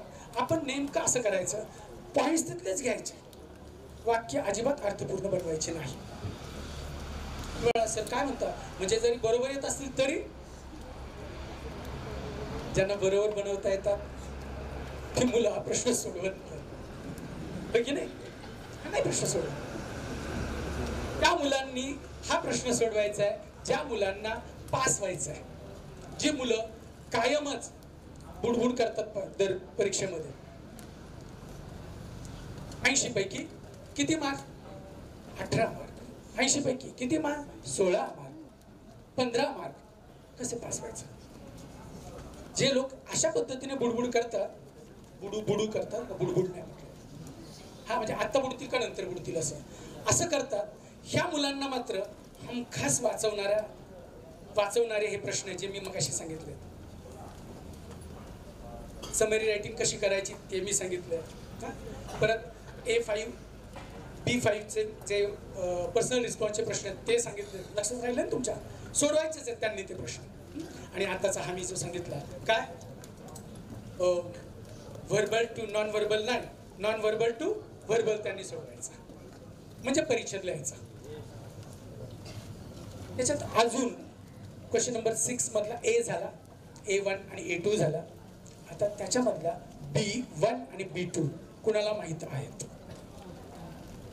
6B1 न्यूज रिपोर्ट आणि अजून एक आहे त्याला ऑर स्टोरी रायटिंग. बरोबर. ज्यांना मगाशी बोललो त्याप्रमाणे ज्यांना भीती नाही त्यांनी न्यूज रायटिंग लिहायचं, न्यूज रिपोर्ट लिहायचं. थोडंसं परत एकदा न्यूज रिपोर्ट विषयी थोडंसं सांगतो. न्यूज रिपोर्ट लिहित असताना हेडिंग, हेडलाईन त्यांनी दिलेली असते. न्यूज रिपोर्टमध्ये त्यांनी हेडलाईन तेच देतात, ती लिहायची, 1 मार्क शुअर झालं. त्याच्यानंतर डेट लाईन आहे. डेट लाईनमध्ये ते ठिकाण आणि डेट ते टाकलं, अर्धा मार्क. आणि तेथे एक छोटा परिच्छेद लिहायचा आहे, जो परिच्छेद केवळ 1 किंवा 2च ओळींचा असला पाहिजे. ज्या परिच्छेदामध्ये काय असायला पाहिजे ते सांगतो. when, who, where. परत एकदा what, when, who आणि where या 4 प्रश्नांची उत्तरं देणारे के लीड इंट्रो म्हणतात त्याला. त्या पहिल्या परिच्छेदात लिहायचे असतात. कुणासाठी? ज्या मुलांना चांगले मार्क्स मिळतात, मी त्यांच्यासाठी बोललो आता ही गोष्ट. 2 ते 3च वाक्य शॉर्ट मध्ये. आणि ज्यांना कॉम्प्लेक्स सेंटेन्स चांगले करता येतात, ज्यांना सेंटेन्स अनालिसिस चांगलं करता येतं, अशा विद्यार्थ्यांनी तर एकाच वाक्याचा हा परिच्छेद करता आला पाहिजे आणि ज्याच्यामध्ये ह्या 4ही प्रश्नांची उत्तरं लिहिता आली पाहिजे. त्याला लीड इंट्रो म्हणतात. टाइम्स ऑफ इंडियासारखा पेपर वाचत जर तुम्ही असाल किंवा जर इंग्लिश पेपर वाचत असाल तर कोणत्याही पेपरच्या इंग्लिश पेपरमध्ये असलेल्या न्यूजमध्ये पहिला पॅराग्राफ त्याला लीड इंट्रो म्हणतात, ज्याच्यामध्ये मी आता जे बोललो ना 4 प्रश्नांची उत्तरं त्याच्या सापडतात. असा परिच्छेद बनवता आला पाहिजे. आणि मग त्याच्यानंतर डिटेल न्यूज पुढचा परिच्छेद, ज्याच्यामध्ये हे व्हॉट, वेन, वेअर आणि हू यांची उत्तरं येणारच. शिवाय अजून एक त्यात ऍड करायचं हाऊ, WHO हाऊ. या 5 प्रश्नांची एकूण उत्तरं ज्या परिच्छेदामध्ये द्यायची असतात तो परिच्छेद त्याला म्हणतात डिटेल न्यूज. मला मोठा परिच्छेद असतो तो. आणि सगळ्यात शेवटचा अजून एक किंवा 2 लाईनचा परिच्छेद त्याला कन्क्लुजन म्हणतात, तो लिहायचा असतो. पण हे कुणी करायचं? ज्यांना हे सगळं कळतं, समजतं, त्यांचं अंडरस्टँडिंग चांगलं आहे त्यांनी. मग आता बाकीचे म्हणजे आम्ही काय करायचं? पास व्हायचे आम्हाला 75 प्रश्न तर कळलाच नाही, करायचं काय? त्यांनी पॉईंट्स दिलेले आहेत तिथे. पुन्हा एकदा त्या मुलांनी मात्र इंग्लिशची 80-80 करून टाकायची. ती 80-80 करायला तिथे पॉईंट्स नसतात बरं का जास्त. तिथे हेडलाईनच दिलेली आहे. एका हेडलाईनवरनं 80-80 करता येत नाही. मग काय करायचं? त्याने तो सोडायचा.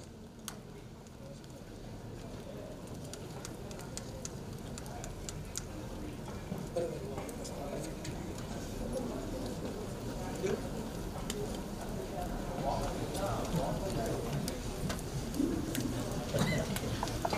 काय सांगितलं की तो नाही लिहायचा त्यांनी.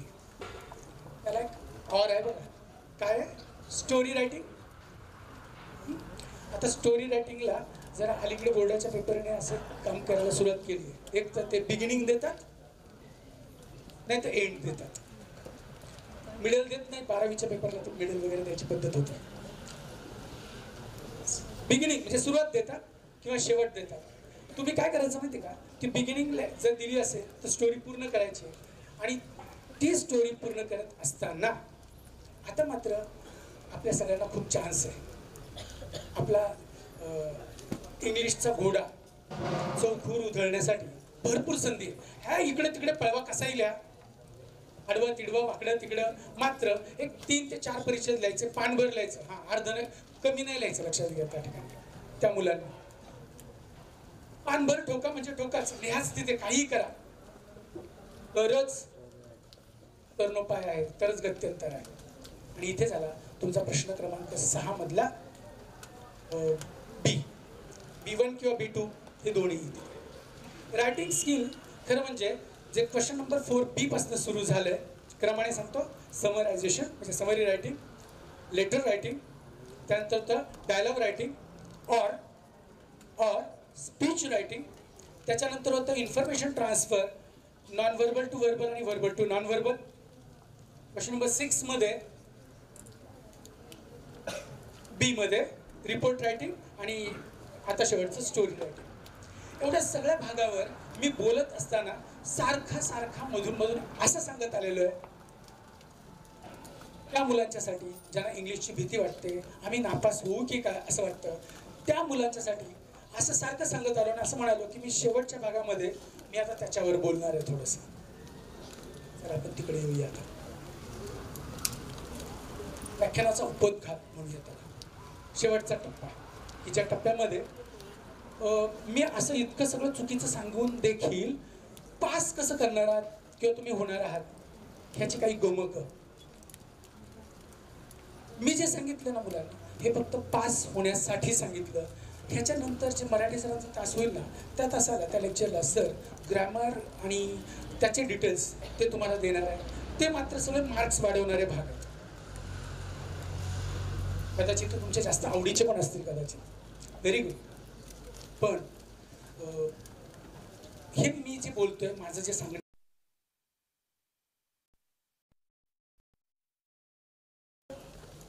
बुडणाऱ्यांना वाचण्यासाठीच सांगतोय. चला आता आपण स्टार्ट करूया. तुम्ही कसे वाचणार आहात सगळे जरा. बोर्डाचा पेपर झाला, एक्झामिनरकडे गेला, एक्झामिनरने पेपर तपासला. पेपर तपासत असताना एक्झामिनर पुढे काय करायचं काम असतं ना त्याला, त्याच्याकडे एका वेळी 250 ते 300 पेपर्स येतात आणि एवढे पेपर्स त्याला अत्यंत कमी वेळेत तपासून द्यायचे. तपासण्याशिवाय पर्याय तर नाहीच आहे त्याच्यापुढे. त्याच्या मागे भरपूर व्याप आहेत. एकीकडे शाळेमध्ये चालू असलेल्या 9वी पर्यंतच्या परीक्षा पण त्याला हँडल करायच्या, त्याचं सुपरविजन करायचं आहे. ते करत करत बोर्डाचे पेपर पण तपासायचे आहेत. खूप प्रेशर असतं त्यांना. आणि अशा या प्रेशरमध्ये पेपर तपासताना विशेषतः जी हुशार मुलं आहेत, ह्या मुलांच्यावर अन्याय होऊ नये म्हणून त्यांनी विशिष्ट खबरदारी घ्यायची. ज्या खबरदारीविषयी मी, जर समजा आपला हा वेळ संपल्यानंतर, माझं व्याख्यान संपल्यानंतर ती मुलं माझ्याकडे आली तर त्यांना मी त्याच्याविषयी थोडंसं बोलत 10 मिनिटं पर्सनली. पण मात्र बाकी मुलांच्यासाठी त्यांच्यासाठी ह्या एक्झामिनरचा माइंडसेट मला पास करून देण्यासाठी कसा महत्त्वाचा असतो त्याचं उदाहरण मी सांगतो. तर मी असं म्हणालो की एक्झामिनरकडे पेपर गेले, 250-300 पेपर आहेत. तपासायला सुरुवात केली तर ज्या मुलांनी माझं व्याख्यान ऐकलंय आता, ती मुलं ते तरणार, वाचणार. जी मुलं व्याख्यानाला बसलीत पण हे जरा बाजूला काढून ठेवलं होतं, I am sorry to say, not guarantee, not sure, त्यांनी ऐकलं नाही, त्यांनी लक्ष नसेल दिलं माझ्या त्या बोलण्याकडे, तर मग मला क्षमा करा. मात्र ज्याने लक्ष दिलंय, नाही सगळ्यांनीच दिलंय, तुमच्यापैकी काय प्रॉब्लेम नाही, माझं लक्ष होतं ना तुमच्यावर, तर ते लोक कसे वाचणार आहेत त्याचं उदाहरण सांगतो.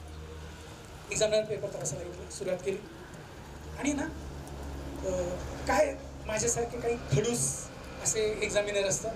पेपर तपासताना त्यांचे फार रूल असतात. ते काय करतात माहिती आहे का, विचित्रच, म्हणजे एकदम काटेकोरच पाहिजे. आणि म्हणून पेपर तपासायला घेतात आणि तपासता असं करून टाकतात.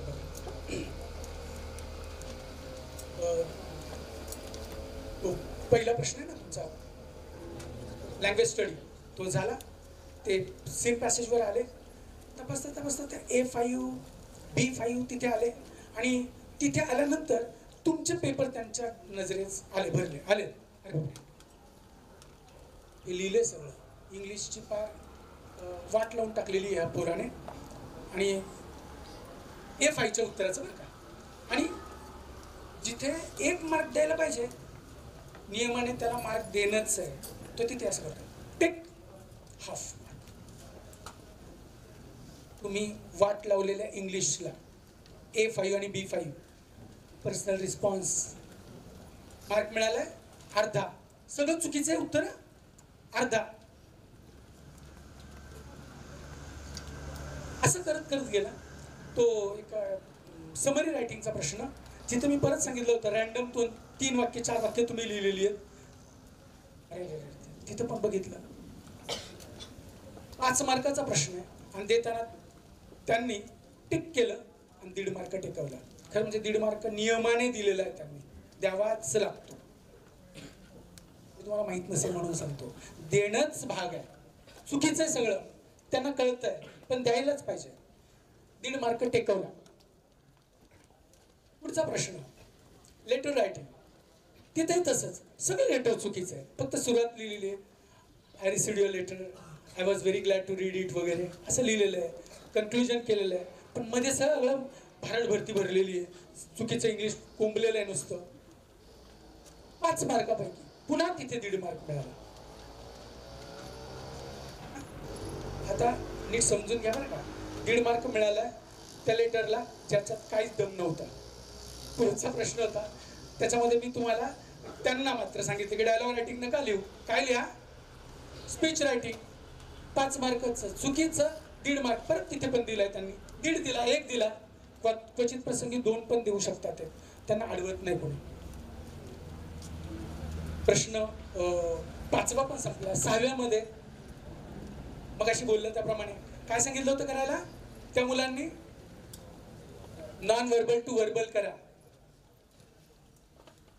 व्हर्बल टू नॉन व्हर्बल आणि नॉन व्हर्बल टू व्हर्बल मधलं काय लिहायचं त्यांनी, नॉन व्हर्बल टू व्हर्बल करा. परिच्छेद ज्याच्यात असेल तसं 3 परिच्छेद, 1 परिच्छेद सॉरी लिहिला त्याने. आणि पुन्हा तिथे त्याला 1.5 किंवा 2 मार्क मिळालेले आहेत. चुकीच्या सगळ्याला देणंच आहे. पुढे आहे स्टोरी रायटिंग. तिथेही तसंच केलं. पेपर संपला आणि चेक करून झाला आणि बघितलं तर त्याला मार्क मिळाले किती माहिती का. ज्याने माझं व्याख्यान ऐकलं होतं त्याला मार्क्स सगळं काय करून सुद्धा टोटल झाली 18. मला सर काय उपयोग झाला, किती पाहिजे टोटल माहिती का, 80 पैकी किती पाहिजे, किती 25. किती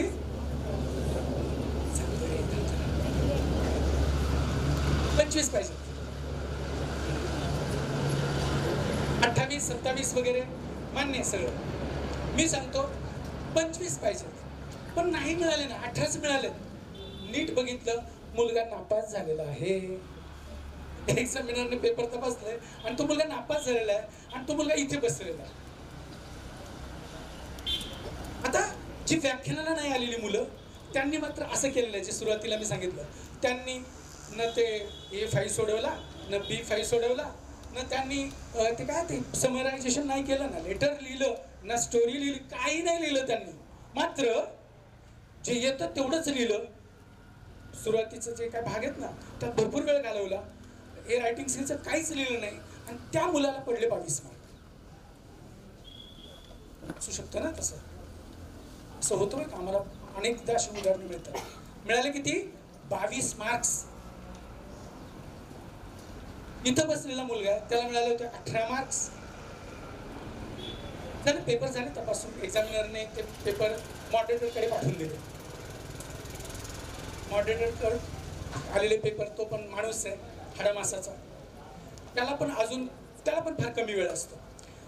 हे जे 250-300 पेपर ज्या एक्झामिनरकडे आहेत ना, असे 10 एक्झामिनर एका मॉडरेटरकडे पेपर आणून देतात. झाले किती रे पेपर, 2,500 ते 3,000 पेपर्स एका मॉडरेटरला तपासायचे.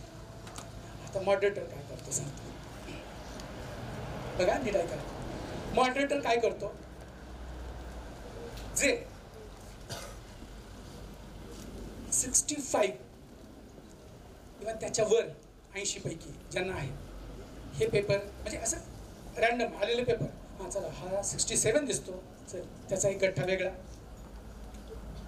हा 5 मार्कवाला दिसतो त्याचा गठ्ठा इकडे वेगळा,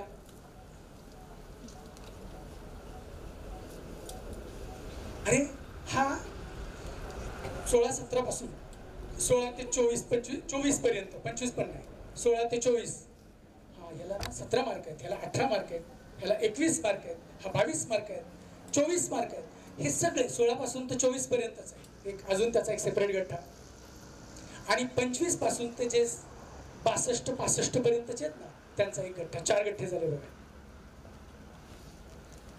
हे 4 गठ्ठ्यामध्ये गंमत बघा, आपण कुठे सापडलोत, 2 नंबरच्या गठ्ठ्यात, ज्याच्यामध्ये आपल्याला 18 मार्क पडलेले आहेत, 17 मार्क पडलेले आहेत, एखाद्याला 22 पण मार्क पडले असतील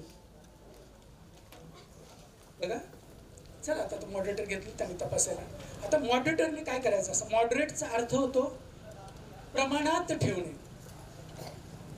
आणि मी अगदी सोप्या भाषेत सांगतो, बुडणाऱ्यांना वाचवणं आणि उडणाऱ्यांना त्यांची जागा दाखवणं. हा 67, 75, 80 पैकी 79 हे असे उडतात, 75 भाई 79 हम उड़ रहे हैं, उडणारे सगळे बस, त्यांचा एक गठ्ठा आहे, त्यांचा एक गठ्ठा आहे, आणि अजून एक गठ्ठा होता ज्यांच्यामध्ये 16 पासून तर 24 पर्यंत आहे ना, त्यांचा एक गठ्ठा आहे, हे बुडणार आहेत. एक्झामिनरने त्यांना जवळ बुडवलेलं आहे आणि ह्यांना उडवलेलं आहे.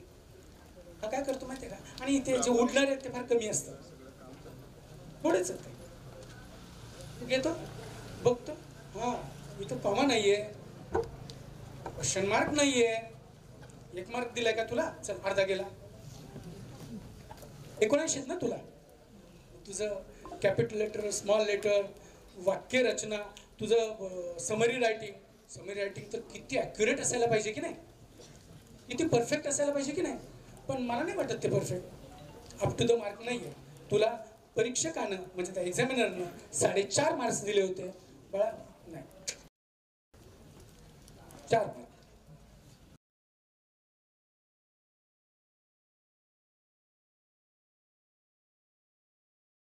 कट करू 75 पर्यंत उठतो. हा ते capital, small letter, full stop, ते ग्रामर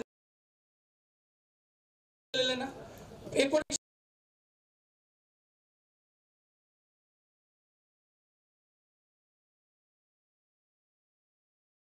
तुमच्याकडे वळणार आहे, त्यांच्याकडे ज्या लोकांनी माझं व्याख्यान ऐकलंय आणि ज्यांना फार भीती वाटायची, नाही माझं काय खरं नाही,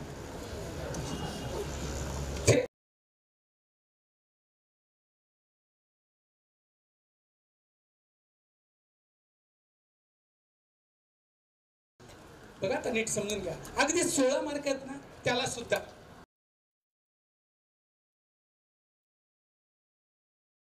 सुरुवातच करणार कुठून माहितीये, पहिला सीन पॅसेज मधला A5 किती मार्क मिळाले, अर्धा. एखादा एकदम कडक एक्झामिनर होता त्याने 0 मार्क दिला असेल, पण तुम्ही काहीतरी चुकीचं ठोकलंय की नाही तिथे, हा माणूस त्याच्या डोक्यात गणित चालू असतं, अरे ह्याला ना 16 आणि किती 25, 9 मार्क द्यायचेत ना, डोक्यात गणित ठेवूनच, हा चला ह्याला ना इथे मी ना 0 मार्क दिलाय किंवा अर्धा मार्क दिलाय, चला मी ह्याला 1.5 मार्क देतो, चला मी त्याला 1 मार्क देतो, काळ्या पेनने टिक, तुमचं चुकीचं आहे तुमचं, त्याला 1 मार्क 1.5 मार्क मॉडरेटर टेकवतो, मॉडरेटरला विचारत नाही कोणी. नीट समजून घ्या, A5 B5 मार्क मिळत चाललेत बघा, पटापट. जिथे 1.5 मार्क मिळाला होता समरायझेशनला, मॉडरेटर टिक, चल अजून 1.5 मार्क. लेटर रायटिंग चुकीचं आहे सगळं तुमचं, इंग्लिशची वाट लावलेलं, त्याने 1.5 मार्क दिलाय, 1 मार्क दिलाय, ह्याला पास व्हायला 9 मार्क पाहिजेत ना, का त्याची गोळाबेरीच व्हायला पाहिजे डोक्यामध्ये. ह्या 16 वाल्याला तो पास होण्यासाठी पुरेपूर मदत करतो, कोण, मॉडरेटर. आणि कशी, हे प्रश्न बघून जे मी ज्याच्याविषयी मी अख्खं व्याख्यान दिलं, ज्याच्याविषयी मी बोललो, 1.5 डायरेक्ट 3, 2 डायरेक्ट 3.5, काय आहे म्हणून. आणि कदाचित म्हणजे मग अशी मी जेव्हा विचारलं ना पहिल्या सत्रामध्ये की हात वर करा म्हटलं होतं की कुणाला नापास होण्याची भीती वाटते, अशी फार थोडी होते. आणि बाकीच्या मुलांना वाटत नाही ना भीती. त्याचं कारण त्यांना हे मार्गदर्शन माझ्या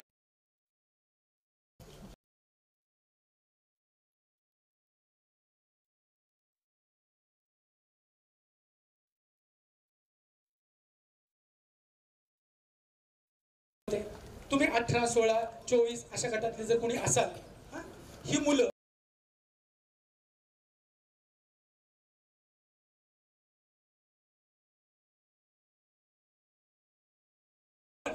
त्यातल्या एकाला 22 मार्क होते. मग अशा नाही का मी बोललो, त्याला 22 पडलेत ना, पण त्याने हे व्याख्यान नाही ऐकलं. त्याने A5 नव्हता लिहिला, B5 नाही, समरायझेशन नाही, लेटर नाही, स्टोरी नाही, काहीच नाही, हे काहीच लिहिलं नाही, पण 22 मार्क आहे. आणि मॉडरेटरला तर त्याच्या डोक्यात आणि तर आरामात पास होईल, त्याचा पेपर तिथेच आहे ना त्या गटात, घेतो चेक करायला. चला उघडलं, A5 कोरं पान, म्हणजे ते जागा कोरी, B5 कोरी जागा, समरायझेशन कोरं, काहीच लिहिलं नाही. मेरा जीवन कोरा कागज कोरा ही लिहिलंच नाही. लेटर स्टोरी नानाची टांग नाही, जसं मॉडरेटर म्हणत, कारण त्याला पण शिवाय तर असं काय करतात. काय करू या पोराचं, मला याला 22चे 25 करायचे पास करण्यासाठी, आणि ते होत नाही. बरं मनाने मार्क कुठे देणार. ग्रामर चुकलेलं आहे सगळं, ज्याच्या ऑलरेडी असं फुल्या केलेल्या आहेत, ग्रामर दुरुस्त करून देणार नाही. त्याला वाव आणि स्कोप कुठे आहे, ज्या गोष्टीवर मी बोललोय बस तिथेच. तोच भाग ह्या पोराने लिहिलेला नाही. 22 मार्क मिळवून देखील हा पोरगा बोर्डाच्या पेपरमध्ये नापास. 16 मार्क मिळवलेला, 18 मार्क मिळवलेला, आणि जो पोरगा इथे बसलेला आहे, जी मुलं इथे बसलेली आहेत ती मात्र अरे आरामात 25, 27, 28, 30 पर्यंत गेली तो, आणि ती पोरं पास झाली सगळी.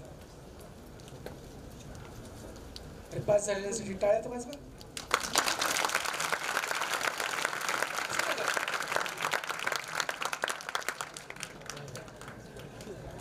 झाली की अरे तुम्ही पण पास, 10% होते की नाही ते पण पास.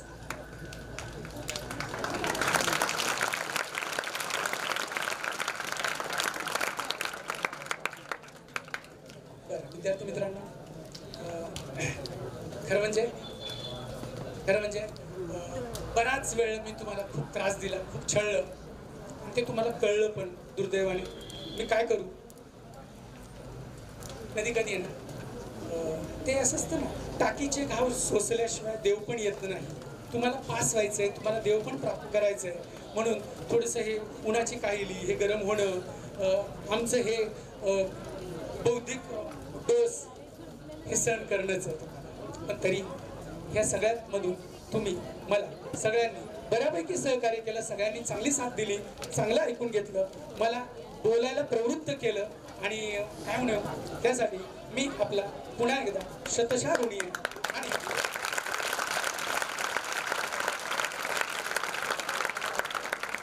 आणि येणाऱ्या शालांत परीक्षेमध्ये तुम्ही सगळेच विद्यार्थी चांगल्या गुणांनी पास व्हाल, उत्तीर्ण व्हाल, अशी मी तुम्हाला शुभेच्छा देतो.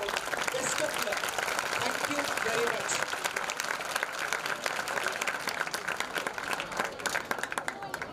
धन्यवाद सर. आत्ताच आपण माननीय श्री बाळकृष्ण शिंदे सर यांचं इंग्रजी विषयावरचं हा पेपर सोपा किती जाऊ शकतो किंवा आपण त्याला किती सोपा करू शकतो याबद्दल सरांकडून आपण मार्गदर्शन घेतलं. खरं तर हीच मंडळी आहे आणि हीच ती व्यक्ती आहे जे बोर्डाचे क्वेश्चन पेपरचं फॉर्मॅट सेट करतात. त्यांनी ते सांगितलं नाही, पेपर सेट नाही म्हणत मी, फॉर्मॅट सेट. हा, त्यानंतर म्हणजे त्या फॉर्मॅट मधले जे बारकावे आहेत, ज्या खाचा कोचा आहेत, त्या तुम्ही बघितल्यास त्यांनी त्या किती नीटपणे तुमच्याकडे उलगडून दाखवल्यात. आणि ज्यांच्या मनात आता तर भीती राहिलीच नसेल, जी भीती होती ती किती सहज सरांनी आपल्या सुरस असं आपल्या व्याख्यानाने मार्गदर्शनातून हे सिद्ध करून दिलंय की प्रश्नपत्रिकेला घाबरण्याचं काही कारण नाही. जे टॉपर्स आहेत त्यांच्यासाठी वेगळ्या गोष्टी आहेतच तिथे, 20% गोष्टी ह्या वेगळ्या म्हणून तिथे ठेवलेल्याच आहेत. पण ज्यांच्या मनात भीती होती ती भीती सुद्धा सरांनी आता त्यातून घालवली.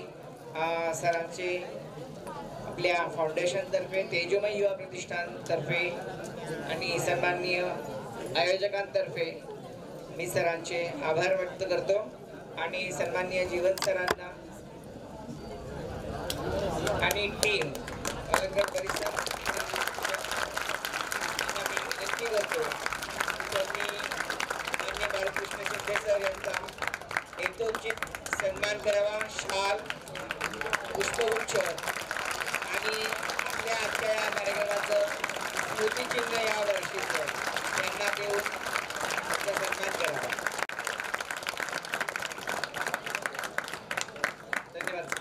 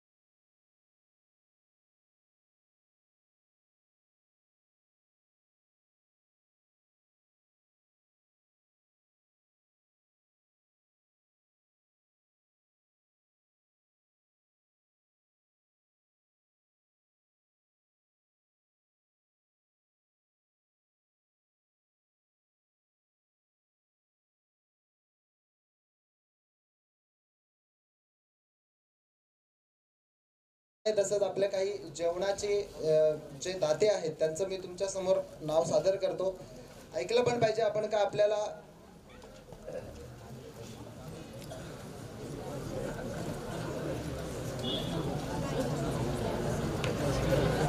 तर आपल्याला जेवणाची जी व्यवस्था आपल्याला 3 दिवस झालेली आहे त्यामध्ये शेवाल साळवी साहेब काकडवालचे आपले त्यांच्याकडून 1 दिवसाचं आपल्याला जेवण मिळालेलं आहे. त्यानंतर गजानन भाग्यवंत आंबे यांच्याकडून देखील आपल्याला 1 दिवसाचं जेवण मिळालेलं आहे. त्यानंतर 1 दिवसाचं जेवण अविनाश साळवी, निलेश म्हात्रे, जगदीश म्हात्रे या तिघांच्या मार्फत 1 दिवसाचं जेवण तुम्हा सर्वांसाठी प्राप्त झालेलं आहे. त्यानंतर काल सर्वांसाठी एक स्वीट पदार्थ होता बघा, काहींनी 2-2, 4-4, 5-5 पण खाल्ले. दिलीप शेठ भाग्यवंत आंबे यांच्याकडून आपल्याला कालचे जे गुलाबजाम आपल्याला सगळ्यांना प्राप्त झाले ते आज तुम्हाला आजचं स्वीट वेगळं आहे. आज सर्वांना जिलेबी मिळणार आहे. तर ती जिलेबी आपल्याला आपले ग्रुप ग्रामपंचायत नेवाळीचे माजी सरपंच शैलूशेठ जाधव यांच्या मार्फत आपल्याला ती जिलेबी मिळणार आहे.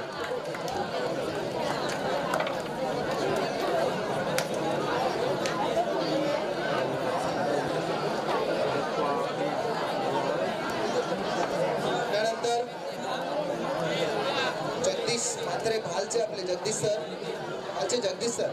सरांनी आपल्याला 50 किलो तांदूळ दिलेले आहेत. इकडे जास्त भूक लागलेली दिसते मधले विद्यार्थी.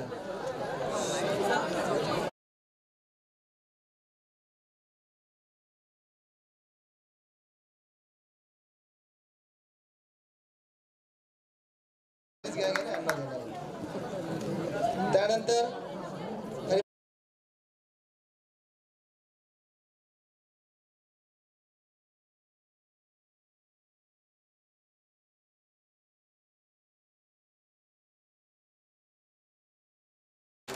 आपले आंबेगावात असलेलं आपलं जाणीव आश्रम जे आहे आपलं पांचाळ सर तिथले, त्यांच्याकडून आपल्याला 50 किलो तांदूळ, 10 लिटर तेल, 12 किलो वाटाणे एवढं सर्व साहित्य आपल्याला त्यांच्याकडून मिळालेलं आहे आश्रमाच्या माध्यमातून. त्यानंतर